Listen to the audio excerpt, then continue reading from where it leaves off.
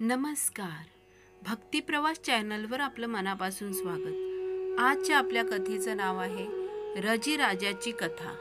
श्री पराशर म्हणाले, आयूचा एक पुत्र रजी नावाचा होता. त्याच्या वंशजांपैकी अनेक पुत्र पराक्रमी होते. एकदा देव असुर युद्ध सुरू झाले. तेव्हा देव व दानव ब्रह्मदेवांकडे जाऊन म्हणाले, आमच्यापैकी कोणाचा विजय होईल? ब्रह्मदेव म्हणाले, राजा रजी ह्या ज्याच्याकडून लढेल त्याच्याच विजयी होईल. तेव्हा दैत्य राजा रजीकडे जाऊन म्हणाले, तुम्ही आमच्याकडून लढाल काय? तो म्हणाला, जर तुम्ही मला इंद्र करणार असाल तर मी तुमच्याकडून लढेल. ते म्हणाले, ठीक आहे, आम्ही तसेच करतो. इंद्रपद आमच्याकडे यावे म्हणून तर आम्ही हा संग्राम करीत आहोत. दैत्य निघून गेल्यावर तेथे देव आले. त्यांनाही राजाने तसेच सांगितले. तेव्हा देव म्हणाले, ठीक आहे, आम्ही तुम्हाला इंद्र करू. युद्ध सुरू झाल्यावर रजी देवांकडून लढला. त्याने बऱ्याच दैत्यांचा संहार केला. शत्रूवर विजय मिळवल्यानंतर इंद्राने रजीच्या पायावर डोके ठेवले आणि तो म्हणाला, आमची संकटातून सुटका करून आमचा पुनर्जन्मच केला आहे. तेव्हा आपण आमचे पिताच आहात. मी इंद्र तुमचा पुत्रच आहे असे समजा. राजा हसून म्हणाला, तथास्तु, आणि तो आपल्या नगरीस गेला. त्यामुळे इंद्र आपल्या पदावरच राहिला. रजी जेव्हा मरण पावला तेव्हा नारदांनी सांगितल्याप्रमाणे त्याच्या पुत्रांनी इंद्राकडे स्वर्गाचे राज्य मागितले, पण इंद्र ते देईना. तेव्हा त्यांनी इंद्रावर आक्रमण करून त्याचा पराभव केला. ते स्वतःच इंद्र बनून स्वर्गाचे राज्य उपभोगू लागले. यानंतर बरेच दिवस गेल्यानंतर बृहस्पतींची मदत घेऊन इंद्राने आपले पद मिळवण्याचा प्रयत्न सुरू केला. बृहस्पतींनी रजीच्या पुत्राची बुद्धी बिघडवली. त्यामुळे ते अधर्माने वागू लागले. त्यांनी इंद्राचे तेज वाढवण्यासाठी तप केले. यानंतर इंद्राने स्वर्गावर स्वारी केली आणि निस्तेज झालेल्या रजीला ठार करून आपले इंद्रपद त्याने पुन्हा मिळवले. ही कथा जो वाचतो तो आपल्या पदावरून कधीही पदभ्रष्ट होत नाही. ययातीची कथा. पराशर म्हणाले, नहुष राजाला 6 पुत्र होते. त्यांची नावे यती, ययाती, संयाती, आर्याती, वियाती आणि कृती ही होत. ययातीला राज्यपद नको होते, त्यामुळे ययातीला राज्याभिषेक झाला. ययातीने शुक्राचार्याची कन्या देवयानी व वृषपर्वाची कन्या शर्मिष्ठा हिच्याशी विवाह केला. देवयानीस यदू, दुर्वसु हे पुत्र झाले, तर शर्मिष्ठेस ध्रुह्य, अनु आणि पुरु हे पुत्र झाले. शुक्राचार्यांच्या शापामुळे ययातीला अकाली म्हातारपण आले. पुढे शुक्राचार्य जेव्हा प्रसन्न झाले तेव्हा त्यांनी सांगितल्याप्रमाणे एका कोणत्याही पुत्रास त्यांनी आपले म्हातारपण द्यावयास निघाला. त्याने आपल्या एकेका पुत्रास बोलावून सांगितले की माझी अजून संसारातील उपभोग घेण्याची इच्छा पुरी झाली नाही, म्हणून तुमचे तारुण्य मला द्या, मी ते काही वर्ष उपभोगेन. तेव्हा पुरुशिवाय त्याच्या सर्व पुत्रांनी आपले तारुण्य देण्यास नकार दिला. पुरुने मात्र, हे पिता, हे तर आपल्या माझ्यावर उपकारच आहेत असे म्हणून पुरु व ययाती यांनी तारुण्य व वृद्धत्व आपापसात बदलले. पुढे देवयानीसह त्यांनी आपली इच्छा तृप्त होण्यासाठी उपभोग घेतले, परंतु त्याला समजून चुकले की भोग भोगीत राहिल्याने आपली इच्छा कधीच पूर्ण होत नाही, तर उलट वाढतच राहते. आपली इच्छा कधीच क्षीण म्हणजे वृद्ध होत नाही, ती चिरतारुण्यच असते. म्हणून मी आता या इच्छांचा त्याग करतो आणि आपले चित्त ब्रह्मज्ञान मिळवण्यास लावतो. अखेर ययातीने पुरुला त्याचे तारुण्य परत दिले व आपले वृद्धपण परत घेतले. त्याला आपल्या गादीवर बसवून बाकीच्या पुत्रांना त्यांचे मांडलिक म्हणून राज्य दिले आणि तो वनात निघून गेला. कार्तवीर्याची कथा. श्री पराशर म्हणाले, भगवान विष्णूंनी ज्या वंशात श्रीकृष्ण अवतार घेतला त्या यदुवंशांचे वर्णन मी आता करतो. सहस्त्रजित, क्रोष्टू, नल आणि नहुष हे यदूचे 4 पुत्र होते. सहस्त्रजिताचा पुत्र शातिजत, त्याचे पुत्र हेहय, हेहय वेणुहय हे 3 होते. हयहयचा पुत्र धर्म, त्याचा पुत्र धर्मनेत्र, त्याचा पुत्र कुंती, त्याचा पुत्र सहजित आणि त्याचा पुत्र महिष्मान असे राजे झाले. महिषमानाने जी नगरी वसवली ती महिष्मतीपुरी होय. त्याचा पंतू धनक, धनकाचे 4 मुलगे म्हणजे कृतवर्य, कृताग्नी, कृतधर्म आणि कृतौजा हे होते. कृतवीर्याचा मुलगा 7 द्वीपांचा सम्राट सहस्त्रबाहू अर्जुन होता.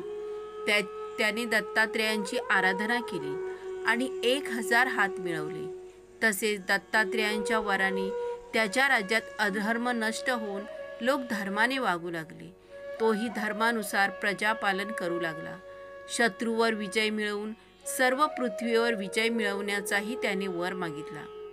वराचा अखेरचा भाग म्हणजे जगात अत्यंत प्रसिद्ध पुरुषाच्या हातूनच त्याला मरण येणार होते. त्याप्रमाणे त्याने सर्व पृथ्वी जिंकली. हजारो यज्ञ केले. यज्ञ, दान, तपश्चर्या, नम्रता व विद्येत कोणीही राजा कार्तिवीर्या एवढा असणे शक्य नाही. हे वचन तेव्हापासूनच प्रसिद्ध झाले. त्याने बल, पराक्रम, आरोग्य, संपत्ती, संरक्षण यांनी परिपूर्ण असे राज्य दीर्घकाल केले. एक दिवस तो दारू पिऊन धुंद झाला होता आणि नर्मदेच्या पाण्यात जलक्रिया करीत होता.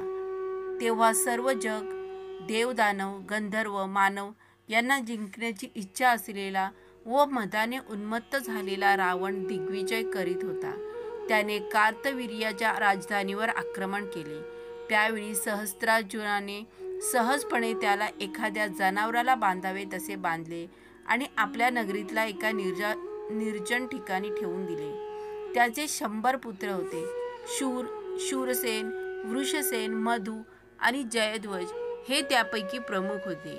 जयध्वजाचा पुत्र तालजंग होता आणि त्याच्या अनेक पुत्रांपैकी दुसरा भरत आणि वितिहोत्र हे दोघे प्रसिद्ध होते. भरताच्या अनेक पुत्रांमध्ये थोरला वृष्णी हा इतका प्रसिद्ध होता की त्याच्या नावाने वृष्णी वंश म्हणून वंश प्रसिद्धीला आला. हे यदूचे वंश असल्याने त्यांना यादव असेही नाव पडले. राजा जामघाची कथा. पराशर म्हणाला, यदूचा मुलगा क्रोष्टू, याचा मुलगा द्विजिनवान, त्याचा मुलगा स्वाती हा होता. स्वातीचा पुत्र संशकू याच्यानंतर 7व्या पिढीत परावृत्त नावाचा राजा झाला. याच मुलाचा जाघम हा प्रसिद्ध आला. त्याची राणी शैवा नावाची होती. तिला पुत्र नव्हता. तरीही तिच्या भीतीने त्याने दुसरे लग्न केले नाही. एकदा एका घनघोर संग्रामात त्याने आपल्या सर्व शत्रूंना पराभूत केले. त्यामुळे ते शत्रू, त्यांची बायको, मुले, सैन्य, खजिना तेथेच टाकून पळून गेले. त्यावेळी राजा जामघाने भीतीने व्याकुळ झालेली एक राजकुमारी पाहिली. तिला पाहताच तो तिच्यावर आसक्त झाला. म्हणून तिला आपल्या रथात घेऊन तो परतला. शैवाच्या संमतीने तिच्याशी विवाह करावा असा त्याचा विचार होता. विजयी राजाने स्वागत करण्यासाठी सर्व नगरवासी, मंत्री यांच्याबरोबर राणीही सामोरी आली.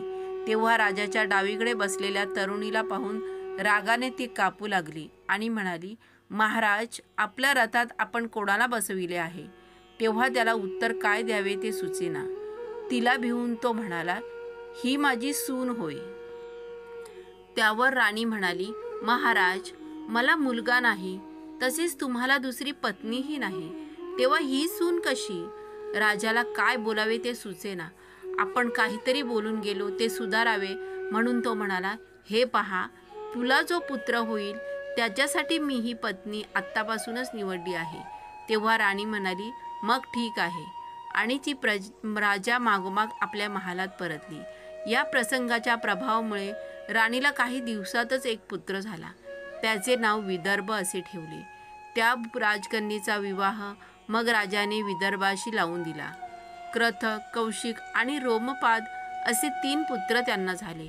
त्यांच्या वंशात पुढे कुमार राजाचा कुमार वंश, सत्वत राजाचा सात्वत वंश असे काही प्रसिद्ध झाले. सात्वत वंशाचे वर्णन. पराशर म्हणाले, सात्वत वंशातील भजन, भजमान, दिव्य, अंधक, देववृक्ष, महाभोज आणि वृष्णी असे सत्वत राजाचे पुत्र. बब्रू हा एखाद्या देवाप्रमाणे तेजस्वी होता. महाभोजाची धार्मिक म्हणून कीर्ती होती.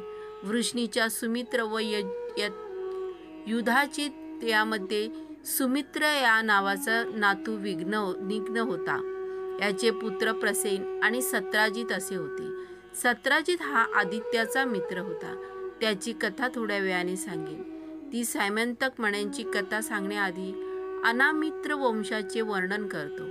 अनामित्र राजाचा पुत्र शनी होता. त्याच्या वंशात अनुक्रमे पुढील राजे होऊन गेले: सत्यक, सातकी, संजय, कुणी, युगंधर, पुष्णी, श्वल्फलक, अक्रूर. अंधकाचे 4 पुत्र पैकी कुक्कुर हा मोठा होता. त्यांच्या वंशात अनुक्रमे धृष्ट, कपोत्रोमा, विलोमा, अनु, आनंद, कुंदुभीमी, अभिजित, पुनर्वसू, आहुक हे जन्मले. आहुकाचे 2 पुत्र देवक आणि उग्रसेन हे होत. देवकाचे 4 पुत्र देववान, उपदेव, सहदेव आणि देवरक्षित हे होते. त्यांच्या 7 बहिणी होत्या. त्यापैकी सर्वात धाकटी देवकी होय. हिचाच विवाह पुढे वासुदेवाशी होऊन तिच्या पोटी श्रीकृष्ण जन्मले. ती कथा मी तुम्हाला नंतर सांगेन. देवकीच्या 6ही बहिणी वासुदेवालाच दिल्या होत्या. उग्रसेनाचे 9 पुत्र होते. कंस हा त्यातील थोरला. नंतर न्यग्रोध, सुनाम, अनकान्ह, शकू, सुभूमी, राष्ट्रपाल आणि संतुष्टी हे आणि कंसा आणि कंसवती, सुतनू आणि राष्ट्रपालिका ह्या त्याच्या बहिणी होत्या. अंधकाचा पुत्र भजमान यांच्या वंशात वसुदेव जन्माला आला होता. तो जन्मताच देवतांनी आनक व दुंदुभी ही वाद्य वाजविली, कारण त्यांच्यामुळेच पुढे श्रीकृष्णाचा अवतार होणार होता. म्हणून वासुदेवाला आनक व दुंदुभी ही नावं पडली. शूरसेना आपली पृथा नावाची कन्या कुंती राजाला याला दत्तक म्हणून दिली. तिचा विवाह पांडूशी झाला आणि पांडवांनी तिच्या पोटी जन्म घेतला. यदुवंशाचे वर्णन. आनक दुंदुभी उर्फ वासुदेव असा पौरवी, रोहिणी, मदिरा, भद्रा, देवकी अशा अनेक पत्नी होत्या. पैकी रोहिणीच्या पोटी बलभद्र उर्फ बलराम, षट, सारण, दुर्मद असे अनेक पुत्र जन्मले. त्याचप्रमाणे भद्राश्व, भद्रबाहू, दुर्दम हेही भूतादी जन्मले. तसेच मदिरेच्या पोटी पंद, उपनंद, कृतक हे पुत्र जन्मले. भद्रेच्या पोटी उपनिधी, गद असे अनेक पुत्र जन्मले. वैशालीच्या पोटी कौशिक नावाचा एकच पुत्र जन्मला. तर देवकीच्या पोटी कीर्तिमान, सुषेण, उदायू, भद्रसेन, ऋजुदास आणि भद्रदेव हे 6 पुत्र जन्मले. या 6ही जणांना कंसाने ठार केले. भगवंताने प्रेरणा दिल्यामुळे योगमायेने देवकीचा 7वा गर्भ रोहिणीच्याकडे स्थापित केला. त्याचेच नाव संकर्षण पडले. अखेरीस देवकीच्या पोटी विष्णूचा अवतार वसुदेव म्हणून झाला. हाच श्रीकृष्ण होय. त्याचवेळी योगनिद्रेने नंद आणि यशोदा यांच्या पोटी जन्म घेतला. त्यावेळी सर्व चराचर प्रसन्न झाले. सूर्य, चंद्र, ग्रहांनी परिपूर्ण झाले. अधर्म नष्ट झाला. भय नष्ट झाले. त्यांनी अवतार घेऊन सर्व विश्वाला चांगल्या मार्गाने जाण्याची प्रेरणा दिली. भगवान श्रीकृष्ण मृत्यूलोकात अवतरले. त्यांना 16,101 राण्या होत्या. त्यामध्ये रुक्मिणी, सत्यभामा, जांबवंती, चारुहासिनी इत्यादी 8 राण्या प्रमुख होत्या. त्यांना 1,80,000 पुत्र होते. त्यापैकी प्रद्युम्न, चारुदेशन, सांबव इत्यादी 13 पुत्र प्रमुख मानले जातात. त्या पुत्रांपासून विस्तार पावत शेकडो हजारोंच्या संख्येने यदुवंश उर्फ यादव निर्माण झाले. मृत्यूलोकात निर्माण झालेले राक्षस प्रजेला उपद्रव देणारे राजे बनले होते. त्यामुळे त्यांचा संहार करण्यासाठी देवदेवतांनी यादव रूपाने जन्म घेतला होता. त्यांचे नेतृत्व करण्यासाठी विष्णूचा हा श्रीकृष्ण अवतार झाला. पराशर म्हणाले, अशा प्रकारे मी तुला यदुवंशाचे थोडक्यात वर्णन ऐकवले आहे. अशाच तऱ्हेने पराशराने मैत्रियास दुर्वसु वंश, त्रुयुवंश, अनुवंश, पुरुवंश, कुरुवंश, इक्ष्वाकुवंश, मगध वंश अशा वंशाची वर्णने सांगितली. त्यात कोणकोणते राजे होऊन गेले तेही त्यांना सांगितले. त्यापैकीच एक राजा विचित्रवीर्य, त्याला धृतराष्ट्र व पांडू असे 2 पुत्र झाले. तसेच त्याचा अनौरस पुत्र विदुर हाही जन्मला. धृतराष्ट्राला गांधारीकडून दुर्योधन, दुःशासन वगैरे 100 पुत्र झाले. हेच कौरव होत. बृहद्रथाच्या मगध देशातील वंशजात जरासंध हा प्रसिद्ध राजा होय. मगध वंशाने अनेक वर्ष पृथ्वीवर राज्य केले.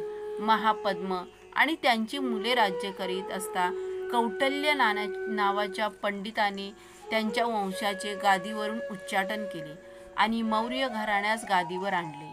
त्यापैकी पहिला राजा चंद्रगुप्त होता. चंद्रगुप्ताचा पुत्र बिंदुसार आणि त्याचा पुत्र अशोक होता. सम्राट अशोकच्या नंतर मौर्य वंशात अनेक पराक्रमी राजे होऊन गेले. त्या मौर्य वंशानुसार मुंग वंशातल्या 10 राजांनी तेथे राज्य केले. यानंतर अनेक वंशातल्या अनेक राजांनी तेथे राज्य केले. पुढे पुढे कलियुगाच्या अखेरीस अत्यंत लोभी राजांच्या राज्यकारभारास वैतागून प्रजा डोंगरातल्या गुहांमध्ये जाऊन रानावनात राहू लागली.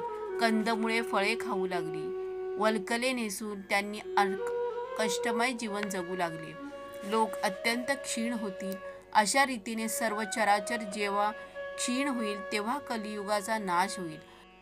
त्याच वेळी विष्णूचा कल्की हा अवतार होईल. त्या अवतारात ते सर्व दृष्टांच्या व अधर्मांचा नाश करतील आणि कलियुग संपेल.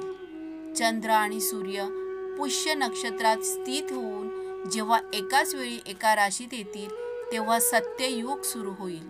अशा या कलियुगाची सुरुवात श्रीकृष्ण जेव्हा आपला अवतार संपवून स्वतःच्या धामास परतले तेव्हा झाली. कलियुगाचे आयुष्य 3,60,000 मानवी वर्षांचे होईल. त्यानंतर 1200 दिव्य वर्ष गेल्यावर पुन्हा सत्ययुग येईल. ज्या राजांनी अनेक वर्ष तप केले, अनेक यज्ञ केले, त्या बलराम व वीर राजांच्याच कथा काळाच्या ओघात टिकल्या आहेत. जे राजे स्वच्छंदी होते ते काळरूपी अग्नीत भस्म झाले. त्यांनी जिंकलेले वैभव किंवा भोगलेले भोग काळाच्या एकाच कटाक्षाने असे नष्ट झाले की जणू काही ते राजे कधी झालेच नव्हते. म्हणून बुद्धिमान माणसाने आपली मुले बाळे, जमीन जुमला, गुरेढोरे वगैरे गोष्टी तर सोडाच, पण आपल्या स्वतःच्या देहावरही ममता कधी करू नये.